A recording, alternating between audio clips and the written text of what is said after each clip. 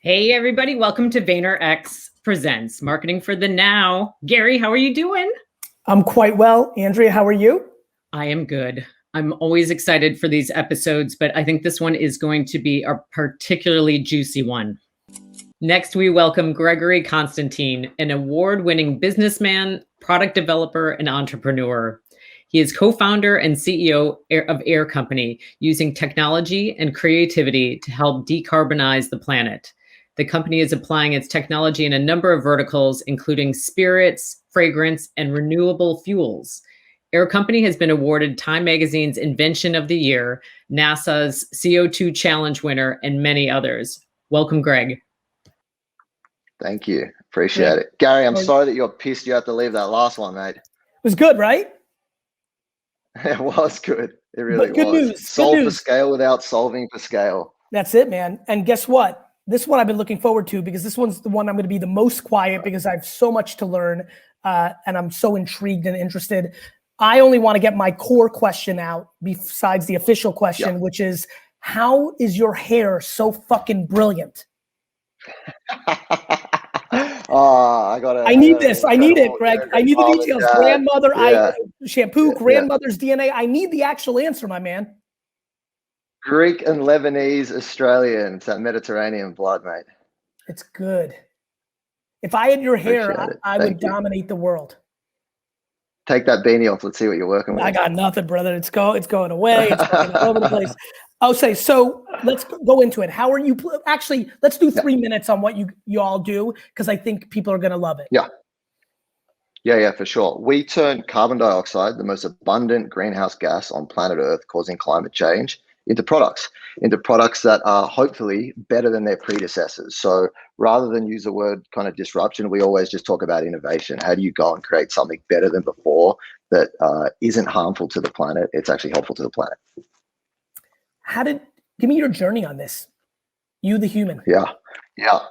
Yeah, for sure. This is actually my first company. I met my business partner, Stafford, who's our co-founder and CTO, in a bar overseas. We were on a leadership trip overseas. We met in a bar. We were both working, in separate endeavors at that same time, and we just became friends. We became really good friends, and we kind of really bonded over our love for innovation. And we really, chose a path, not the path of least resistance. We chose the path of pretty much the hardest resistance in trying to create something that hasn't been created before, and trying to innovate in an industry that wasn't necessarily being spoken about at that period in time. And at the moment, where we're really focused on taking CO2 and turning it into things that can be helpful. So we've launched a couple products in the interim. One being a vodka that did win Time Magazine's Invention of the Year last year. Break this down, and then we put out a sanitizer during COVID. Break down the vodka or the sanitizer so people actually understand how this works. Yeah, we take carbon dioxide that's either in the atmosphere or about to be emitted to the atmosphere, and we combine it with hydrogen that we create ourselves, all powered by renewable electricity. Our facility is in Brooklyn, New York City. And when those two things combine together within our piece of technology, the reaction that's caused creates ethanol, which is a type of alcohol. So spirits like vodka, as you know, having run a liquor store, are alcohol and water. That's what vodka is. So the way that we make our vodka, we remove a pound of carbon dioxide for every liter that we create. And because we're not making it from fermentation, from corn or grains, there's no impurities in it at all. So it's really, really ultra pure. So it's fantastic for consumption as well. Greg, what do naysayers, I think when you're doing this kind of innovation, right, it always comes with naysayers. What's the naysayer's point of view and what's your rebuttal? Yeah, the naysayer's point of view is it's not real. How can two 30-something-year-old, folks do this if people have tried over so many years of time as well? Has it been that big of a challenge scientifically? Yeah, we're definitely standing on the shoulders of giants for sure, and people who have tried. But that's really just a testament to Stafford, whose brilliance in the science, and then I think our amazing team and their brilliance in making people think that it's beautiful and making people know that it's sexy and that the product is great. Because when you're trying to do something new and quote unquote sustainable, you really want the product to speak for itself first as well. What was the most difficult part of this innovation? Obviously, I know Stafford is the CTO, but obviously as a co-founder and CEO, you're clearly aware, even if you weren't like fully touching it. What was what was the most difficult part? Or not even the science.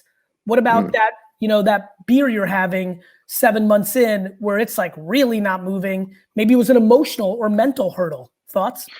Yeah, one of the trickiest ones is actually, having people understand what you do. And this comes down to what you're talking about in terms of marketing, right? It's like, how do you take what's typically known as a really, really heavy piece of technology and science and make it palatable for people to understand?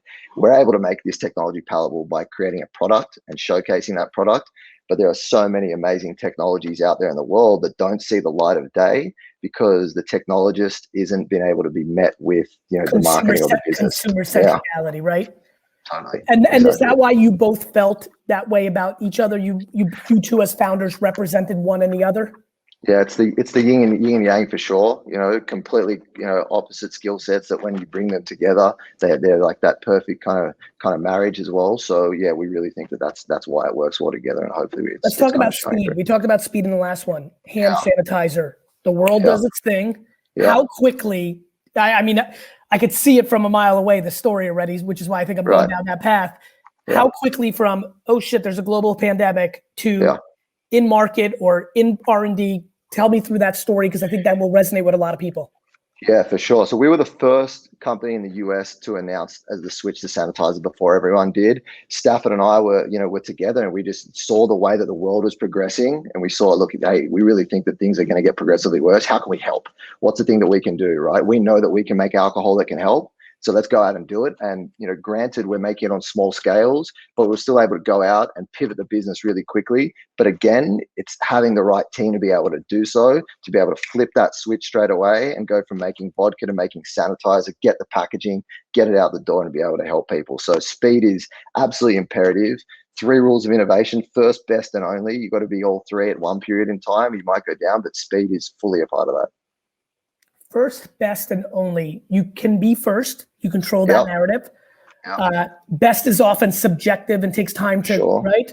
And only probably goes away very quickly. How do you deal when, I think a lot of people here struggle with that last part. So I'm a big fan of first. I want to be best, but I know that movie has to play out. Yeah. But where I think I've been able to succeed, and what I admire in others that can succeed, is not being crippled by when I'm not the only. I've watched so many people get upset as if they have the rights to the idea in the world when others come on board. Thoughts from your perspective of innovating the mindset of not dwelling when bigger, maybe you perceive better, newer, many competitors come into an innovation. Thoughts on that, Greg? Because I think that's I'd love to get your thoughts on that.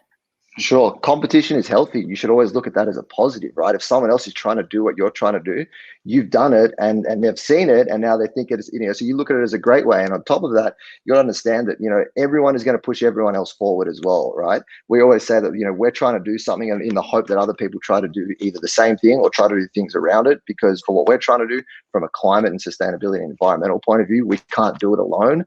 So we love it, right? And we think competition is great, and that it's going to move the world forward. Final thoughts on innovation while I got you for a minute? Yeah, I think the biggest thing for us this year is trying to make sustainability sexy, right? It's trying to make it cool, right? For whom, Greg? Because I think you're dominating. That story's dominating under 30. Are you referring to above that, or are you trying to put the nail? You want to make that cool, a little more sustainable under 32, because there's real surface. I spent a lot of time with the kids, as they say, and after the opening line of like, yay, they don't realize the hypocrisy in their actions day to day. So is it deepening education where there's openness, and is there education on even creating the openness above that? Yeah, we need corporate on your side as well, because that's what's really going to help push the needle forward. The education's there, and it's going to continue to be there, and companies like this will continue to crop up. But if we can see it from the top down as well, that's where real change is going to happen, and it needs to happen as well. I love it. Thank you so much for your efforts. Appreciate it, Gary.